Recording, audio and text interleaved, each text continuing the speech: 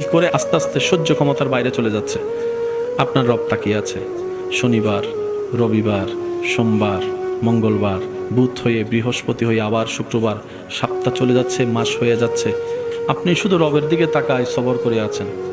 রবের যেই দিন ইচ্ছা হবে, রব ফেরেশতাকে বলবে, কিরে আমার বান্দাকে মাসের পর মাস, বছরের পর বছর কষ্ট দিচ্ছে, সেইভাবে ধৈর্য ধরে সহ্য করে আছে কেন?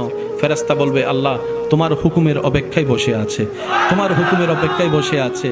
সে তোমাকে সন্তুষ্টি করার জন্য মুখ থাকার পরও গালির পরিবর্তে গালি দিচ্ছে না। আল্লাহ সে তোমাকে রাজি করার জন্য মারের পরিবর্তে মার দিচ্ছে না। সে দুনিয়ার মানুষ সৃষ্টি তাকে কষ্ট দিচ্ছে, সে তোমার সৃষ্টিকে ভালোবাসা দিয়ে যাচ্ছে, মায়া দিয়ে যাচ্ছে, সেবা দিয়ে যাচ্ছে। রব্বুল আলামিন বলবে, আমার বান্দা আমার হুকুমের অপেক্ষায় বসে আছে, আমার বান্দা আমার সন্তুষ্টির অপেক্ষায় বসে আছে। এত কষ্ট সহ্য করছে, বুক ফেটে যাচ্ছে, চোখের পানি পড়ছে, তারপরও সে ধৈর্য ধরে আছে। ইন্নাল্লাহা মা'আস সাবিরিন।